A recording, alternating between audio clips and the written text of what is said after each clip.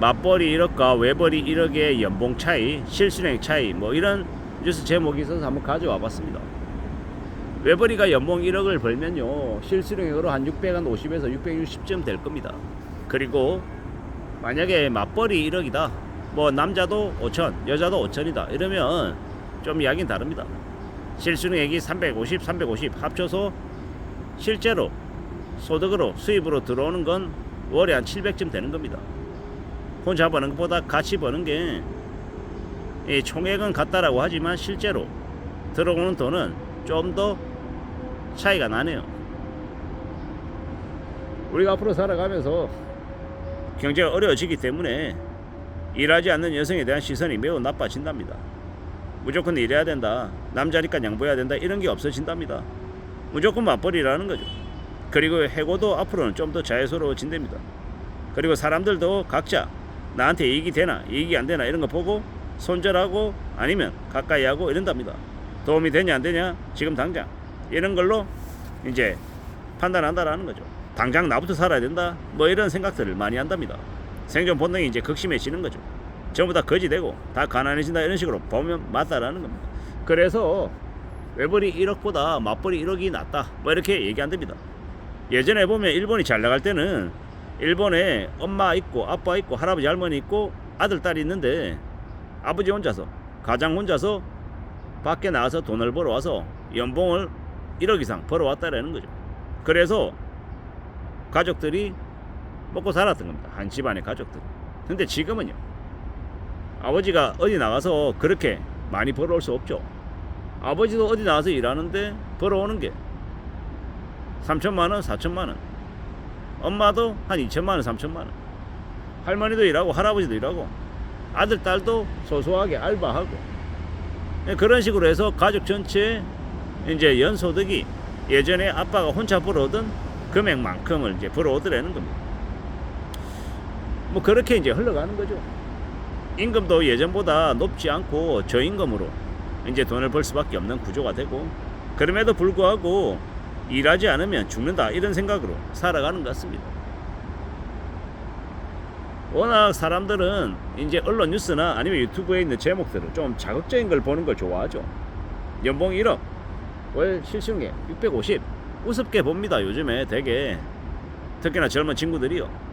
연봉 한 2억쯤 돼서 그래 실수령액 한 1100만원쯤 월에 그 정도 받아야 월에 한 1000만원 좀 넘어가야 뭐 연봉 한 1억 한 8천쯤 돼서 1억 7, 8천쯤 돼서 실수령액 한 1000만원쯤 넘어가야 그래 저 사람 돈 좀 버네 뭐 이렇게 보는 것 같습니다. 근데 현실 세계에서 우리가 연봉 1억 8천 연봉 2억 이상 받는 사람은 몇 명이나 만날 수 있습니까? 대략 한 100명 중에 한 명쯤 될까요? 100명 중에 한 4, 5명쯤이 억대 연봉이라고 하니까 그 억대 연봉 중에서도 한 1억 8천 2억 받는 사람들은 구간이 좀 더 높은 사람들은 좀 더 적겠죠. 세상 만사가 그런 것 같습니다. 앞으로 우리는 어떻게 생각하고 살지 잘 좀 궁리해야죠. 잘 좀 따져봐야 할 것 같습니다. 살아가는 게 삶이라는 게 어떻게 흘러갈지 가는지에 대해서 잘 좀 관찰해야죠.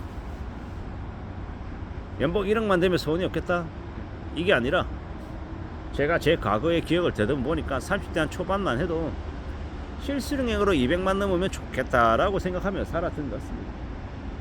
실수령액으로 200만원. 그때 제가 다니던 회사에서 1년에 2번 추석 때 설날 때 상여금이 있었고요. 나머지는 그때는 그래도 좀 호황이던 시절이라 1년에 한 번씩 성과급도 나왔었어요. 400만원 나오려나 500만원 나오려나 600은 나오지 않을까 뭐 이런 기대하며 살았던 거죠. 그때는 추석하고 설날하고 상여 기본급을 주기도 했었고 성과급도 줬고 하다 보니까 매월 받는 월급은 금액이 그렇게 높지 않았어요. 한 170만원 180만원 쯤이었던 것 같습니다.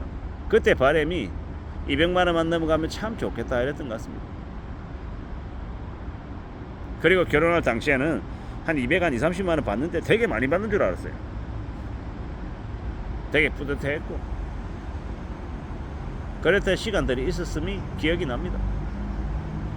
앞으로 어떻게 살아가야 될까, 어떻게 지내는 게 좋을까 많은 고민들을 하게 됩니다.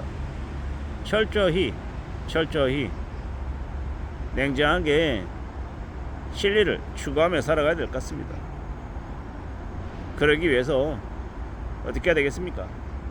숫자에 좀 강해져야 되겠죠. 잘 좀 두드려 봐야겠죠. 앞으로 우리는요, 점점 가성비가 좋은 소비를 하고 모아서 아껴 쓰고 이렇게 착실하게 사는 것들이 좀 이제 나아질 것 같습니다. 그렇게 흘러갈 것 같습니다. 앞으로 연애도 안 하고 조용히 사는 사람들이 많아질 거라고 합니다. 또 심하게 얘기하면 약자에 대한 배려도 좀 사라지게 되는 거고, 자기만 잘 먹고 잘 살면 된다라고 생각하는 사람들이 많이 나올 것 같다라는 겁니다. 세태가 그렇게 흘러갈 거라는 거죠. 앞으로 좀 잘 좀 따져봐야 되겠습니다. 어떻게 살아가는 게 좋을지, 어떤 삶이 필요한지 고민들을 좀 해야죠. 마음 굳게 먹고 지내야 될 것 같고요. 착실하게 살아가야 될 것 같습니다. 앞으로 우리가 살아가는 삶이 어떻게 전개해야 될지에 대해서도 잘 좀 생각하고 기다려야죠. 지켜봐야 될 것이고, 새로운 정부가 들어섰고 새로운 정부 시대에 이제 많은 이제 거품들을 일으킬 겁니다. 그렇기 때문에 좀 더 지켜보는 게 좋을 것 같다라는, 잘 생각하며 지내야 되겠죠. 좀 두고 보자고요. 착실하게 말입니다. 우리가 살아가는 우리 주변의 모습들 잘 좀 둘러보면서 움직여 나가야 되겠죠. 불안이 깊어지고 있기 때문에 드라마나 영화나 공연이 훨씬 더 많아질 것 같다라는 게 제 생각입니다. 우리가 앞으로 어떻게 지내게 되겠습니까? 위축되고 삶이 좀 빡빡해지고 어려워지는 건 피할 수 없는 모습이 될 것 같습니다. 많이 어려울 것 같다라는 생각이 든다라는 겁니다. 그렇기 때문에 우리가 조금 더 주변을 관찰하고 다른 사람들이 어떤 생각을 하고 저 사람의 표정이 어떠한지, 저 사람의 처지가 어떤지에 대해서도 관심을 가질 필요가 있겠더라는 겁니다.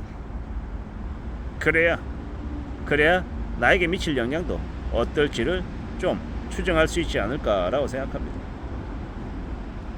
연봉이 1억이다. 뭐 상징적인 의미로 저 사람이 그래도 직장인으로 나름 자리를 잡았네, 성공했네, 아니면 아니다, 성공했다, 성공 못했다, 이런 것들을 이야기하기 위한 가늠자로, 척도로 억대 연봉을 이야기하는 것 같습니다. 9자리 연봉 말입니다. 누구에게나 제일 잘 나가는 전성기의 시기가 있긴 할 거다. 하지만 지속해서 전성기로 계속 유지가 되는 건 없다라는 거. 좋을 때가 있으면 나쁠 때도 있고, 올라갈 때가 있으면 내려올 때도 있고, 들어왔으면 나가야 될 때가 있을 거다라는 걸 생각하고 지금 현재 삶에 좀 만족하고 열심히 충실히 사는 게 좋겠습니다. 이상입니다.